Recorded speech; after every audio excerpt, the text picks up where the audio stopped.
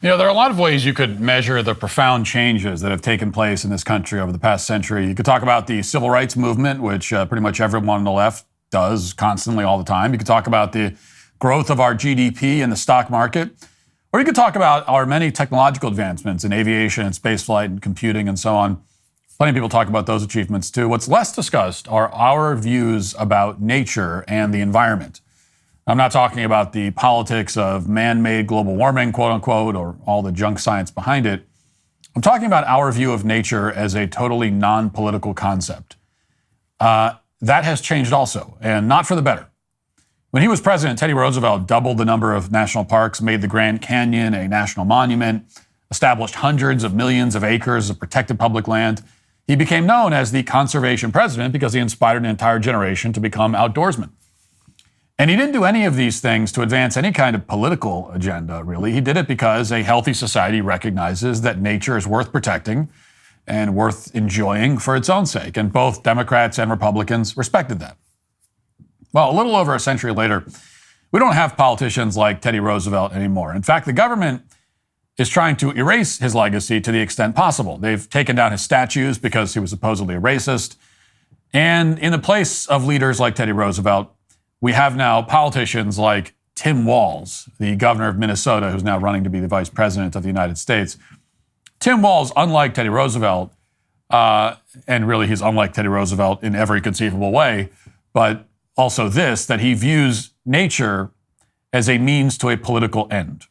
Like so many other politicians, he sees the environment as just another part of the all-encompassing total state, as just another avenue to indoctrinate as many people as possible, particularly young people, into the most perverse and deranged excesses of left-wing ideology. Now, yesterday, my team and I broke the news about a particularly disturbing program that the state of Minnesota, under Tim Walz, recently funded. And here's how it works.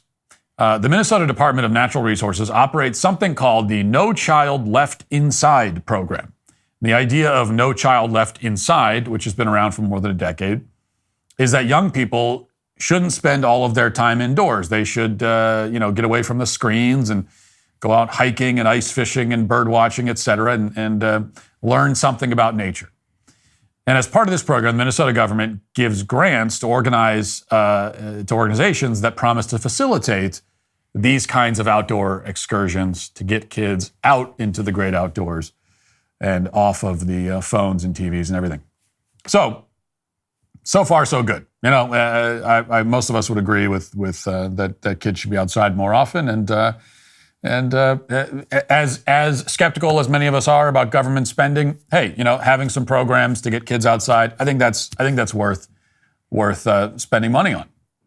The problem is that because politicians like Tim Walz believe that their ideology must be promoted everywhere and at all times, these No Child Left Inside grants aren't just going to organizations that facilitate hikes and bird watching and fishing. Instead, they're going to organizations that want to get young children between the ages of 11 and 17 alone in the woods where adults who identify as trans can talk to them in private about topics like queerness and nature without their parents present, of course. Quoting from the Daily Wire, Spencer Lindquist, quote, "The Minnesota Department of Natural Resources gave $10,500 to Clean River Partners, which sponsors the Queer Unity Environmental Education and Recreation for Youth program, aka Queery. Led by a woman named Heron, a self-described trans, non-binary naturalist, youth educator, and community engagement professional who uses they/them pronouns, the group convenes monthly to offer a safe space for young individuals to connect, learn outdoor skills, and explore the intersection of queerness and nature."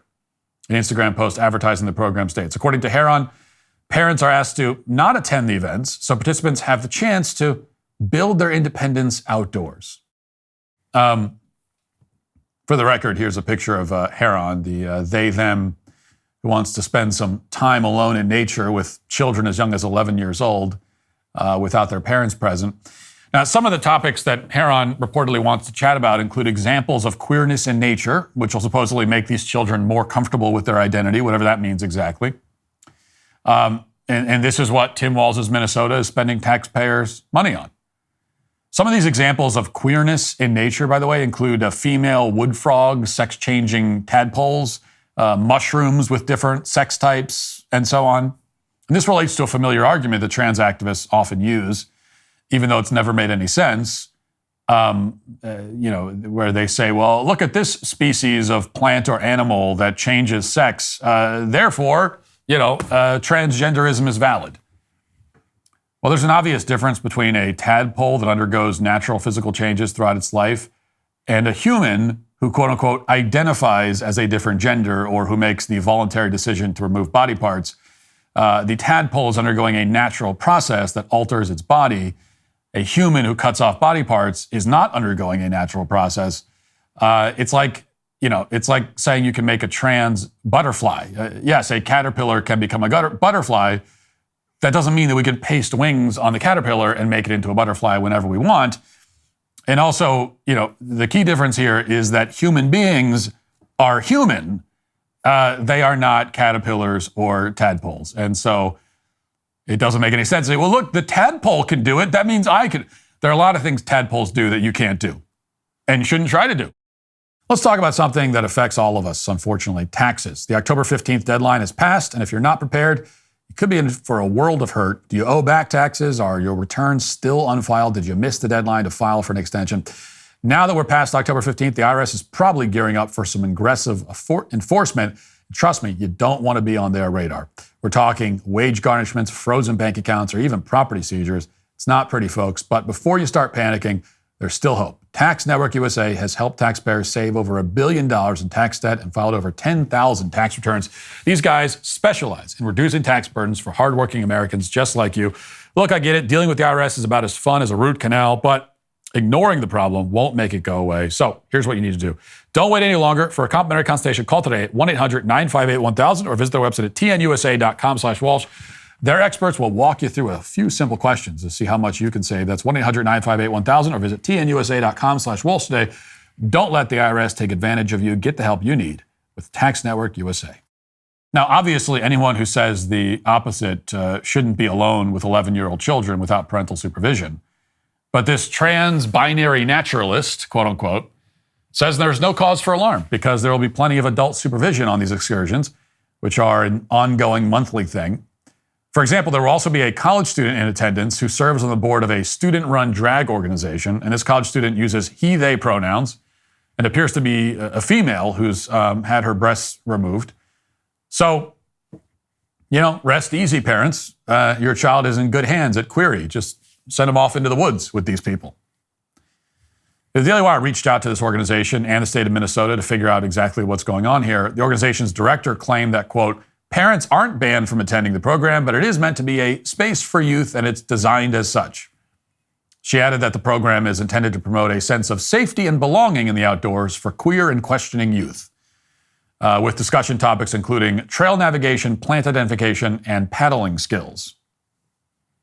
Okay, well, what exactly do trail navigation, plant identification, and paddling have to do with children who say that they're gay or quote-unquote non-binary? I mean, that's a question that definitely would have confused Teddy Roosevelt not too long ago. But to Tim Walz, it's not confusing.